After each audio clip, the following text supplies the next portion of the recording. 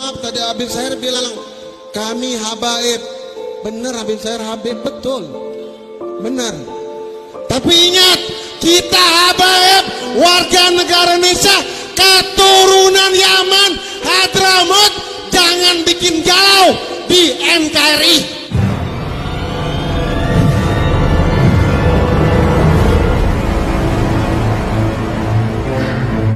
Maaf, tadi Habib Syahir bilang kami habaib. Benar, Habib Syahir habib, betul, benar. Tapi ingat, kita habaib warga negara Indonesia, keturunan Yaman, Hadramut. Jangan bikin galau di NKRI. Mau marah Habib yang lain terserah. Memang kenyataan kita habaib warga negara Indonesia numpang di Indonesia.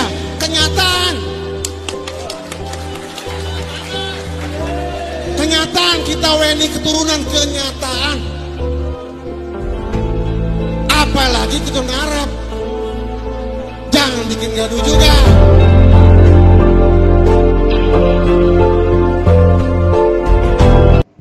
Tidak harus belajar dengan keturunan Nabi. Keturunan Nabi kalau pemahamannya tidak sama dengan Nabi, jangan belajar dari dia.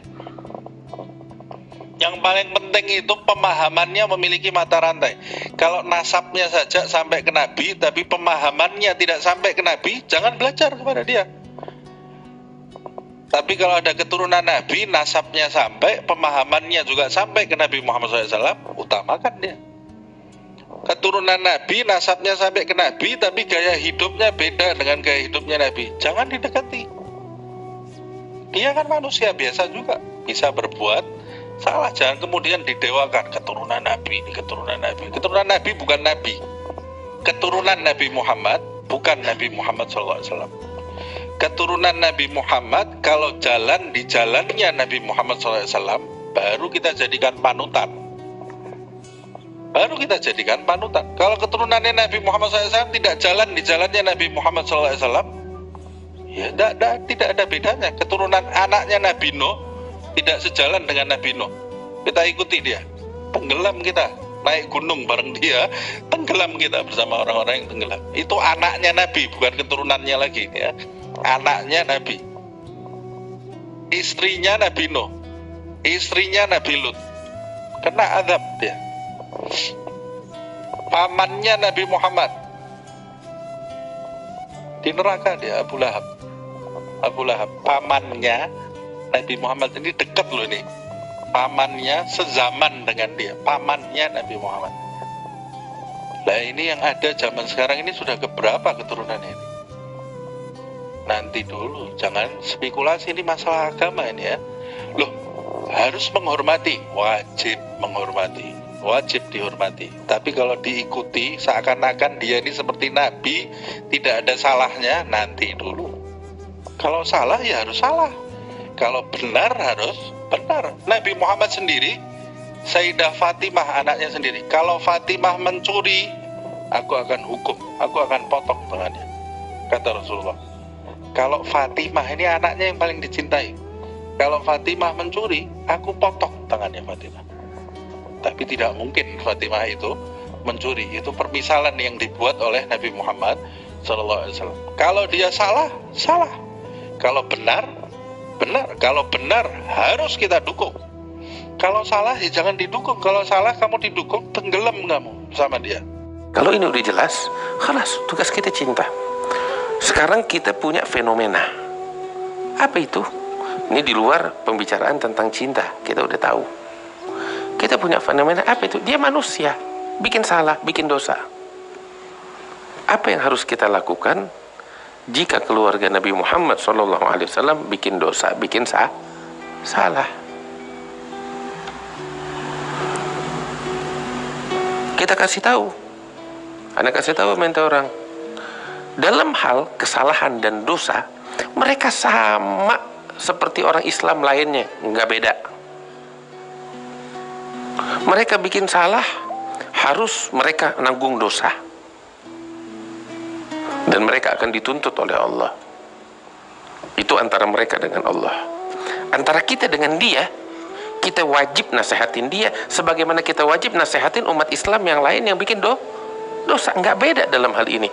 Bahkan tatkala hukum pidana Islam dijalankan dalam suatu negeri, ya, ada keluarga Nabi Muhammad melakukan suatu perkara pidana dan terbukti bersalah, maka hukum pidana itu wajib dilaksanakan sekalipun terhadap keluarga Nabi Muhammad SAW. Jangan anak cucu Nabi, Sayyidatuna Fatimah bintu Muhammad, Fatimah bintu Rasulullah SAW.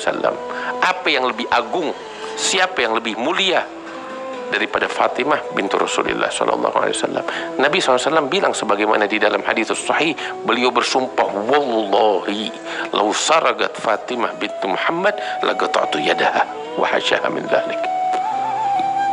Demi Allah, kata Nabi, apabila Fatimah bintu Muhammad dia mencuri, maka aku akan potong tangannya, kata Rasulullah. Wa hasyaha min dzalik. Ini pelajaran. Cinta tetap itu urusan lain. Udah kita bahas tadi panjang lebar. Tetapi mereka manusia. Tatkala mereka melakukan kesalahan, wajib bagi kita memperbaikinya. Nggak beda sama yang lain.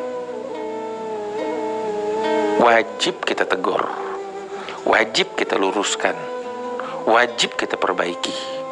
Bahkan seperti saya katakan tadi, tatkala hukum pidana Islam dijalankan dalam satu negeri, jika mereka keluarga Nabi Muhammad melakukan suatu kejahatan pidana dan terbukti bersalah harus dihukum, maka wajib dilaksanakan hukum pidana Islam terhadap mereka tanpa terkecuali. Oh, mereka keluarga Nabi, kalau memang mereka harus dipotong tangannya, potong tangannya.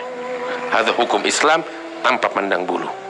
Kok begitu? Nabi bilang bukan kepada dia aja, kepada Fatimah bintu Muhammad kalau mencuri, potong tangannya, kata Rasulullah. Jelas? Makanya apa yang saya jelaskan jawaban bagi suatu masalah yang saya rasa antum juga menghadapi. Habib, ini ada habaib Ahlul Bait, keluarga Nabi, dia mabuk, Beb. Bagaimana kita, Beb? Kita mesti cinta sama dia. Dia mabuk, dia bikin begini, dia bikin begitu.